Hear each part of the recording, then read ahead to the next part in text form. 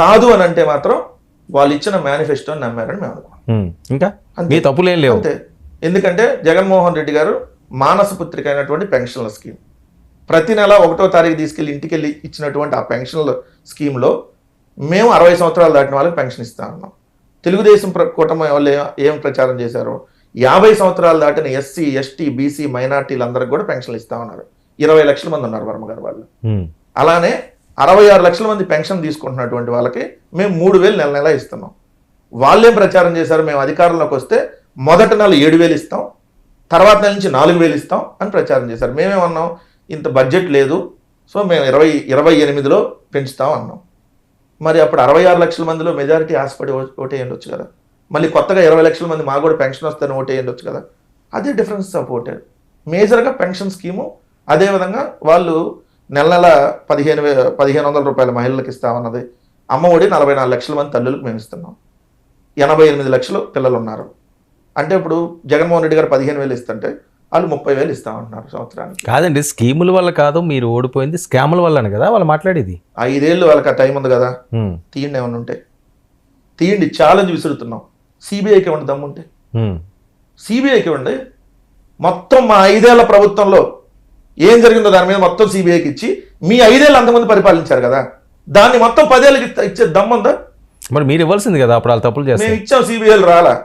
ఎందుకు? అమరావతి దాని మీద సిబిఐకి ఇచ్చాం, చంద్రన్న ఏమీ లేదేమో అందులో. ఆ సిబిఐ ఎంక్వైరీకే రాలా. అవును, ఎందుకు రారండి?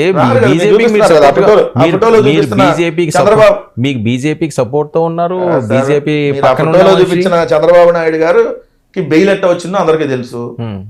ఎవరైతే పురంధేశ్వర్ గారు లోకేష్ ఇద్దరు వెళ్ళి అమిత్ షా గారిని కలిసిన తర్వాత బెయిల్ వచ్చిందనేది అందరికీ తెలుసు. అమిత్ షా గారు జడ్జా లేదంటే ఎలా బెయిల్ వస్తున్నాయో, ఎలా ఎవరు అరెస్ట్ అవుతారు. అమిత్ షా గారు ఏమైనా హైకోర్టు జడ్జా ఆయన బెయిల్ ఇవ్వడానికి? మీరు అంత సింపుల్ గా హైకోర్టు జడ్జా అని అడగవసరం లేదు. మనకేంటి బెయిల్ ఎట్ట వస్తాయి అనేది అందరికి తెలుసు. ఏ విధంగా చంద్రబాబు నాయుడు గారు ఎంత ఇచ్చి వాళ్ళతో పొత్తులు పెట్టుకున్నాడని తెలుసు. మరి అదే ప్రశ్న జగన్మోహన్ రెడ్డి గారు ఎంతకాలం బెయిల్ మీద బయట తిరగడం, ఇన్ని సంవత్సరాలు, మరి ఇది ఎంత ఇచ్చుకున్నారు? మేము ఎక్కడా కూడా రూల్స్ ను ఉల్లంఘించాలా. మేము ఎవరన్నా సాక్షులను బెదిరించామని ఉంటే బెయిల్ క్యాన్సిల్ అయ్యింది. సో మేమేం శుక్రవారం కోర్టులకు అటెండ్ అయిన సందర్భాలు ఉన్నాయి. అపోజిషన్లో ఉన్నప్పుడు శ్రీకాకుళంలో పాదయాత్ర వచ్చి అటెండ్ అయిన సందర్భాలు ఉన్నాయి.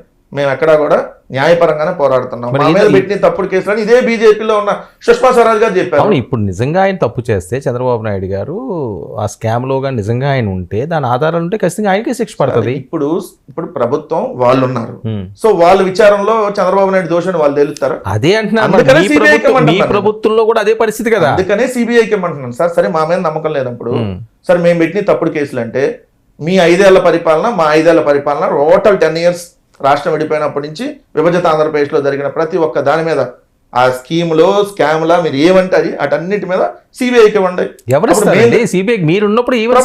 ప్రభుత్వం సార్, ఇప్పుడు ప్రభుత్వం ఎందుకు ఇస్తుంది? కానీ మీరు అధికారంలో ఉన్నప్పుడు నిజంగా వాళ్ళ తప్పులన్నీ వెలికి తీస్తే సరిపోను కదా సార్.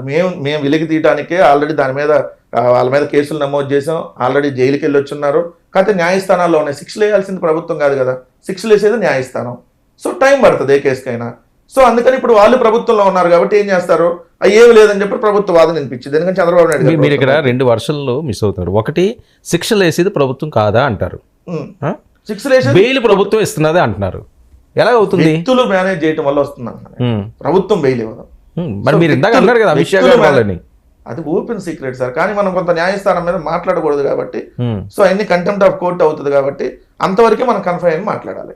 ఎవరికి ఎట్లా బెయిల్ వస్తుంది, ఎందుకు వచ్చింది, అప్పుడు దాకా రాని బెయిల్ ఎట్లొచ్చింది, సో ఇవన్నీ తెలుసు. జగన్మోహన్ రెడ్డి గారికి ఎలా వచ్చిందండి అప్పుడు దాకా రాని బెయిల్? అంటే 16 నెలలు సార్ మేము ఉంది.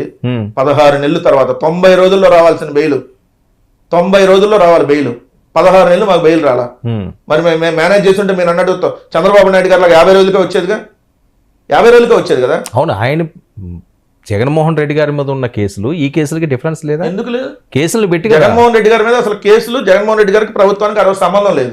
పెట్టినవన్నీ తప్పుడు కేసులు అని చెప్పి సాక్షాత్తు కాంగ్రెస్ పార్టీ నాయకులే, సోనియా గాంధీకి తలగుంటే కేసులు ఉండేవి కాదు, ఆయన పార్టీ పెట్టుకోవడం వల్ల కేసులు పెట్టారు. చంద్రబాబు మాట్లాడాడు కదా, వేరే వాళ్ళు మాట్లాడేది చంద్రబాబు నాయుడు గారే మాట్లాడారు. జగన్మోహన్ రెడ్డి కాంగ్రెస్ పార్టీకి ఎదిరించాడు కాబట్టి కేసులు పెట్టారు అని చెప్పి మాట్లాడారు. ఇవన్నీ ఓపెన్ సీక్రెట్. పొత్తు పార్టీని చాలా చులకనగా నీచంగా మాట్లాడారు. ఇప్పుడు రియలైజ్ అవుతున్నారు మేము తప్పు చేసామని. ఇప్పటికీ మేము జనసేన రాజకీయ పార్టీకి గుర్తించలేదు, సారీ టు సే.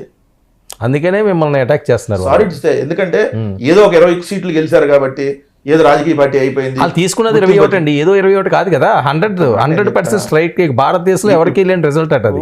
ఇవన్నీ చాలా చెబుతారులే సార్, గెలిచినప్పుడు ఓడిపోయినప్పుడు. ఇప్పుడు చేయమన్నా సరే ప్రభుత్వం వచ్చారు కదా, ఇప్పుడు చంద్రబాబు నాయుడు గారికి ఇంకా తొత్తుగానే పనిచేస్తున్నారు కదా,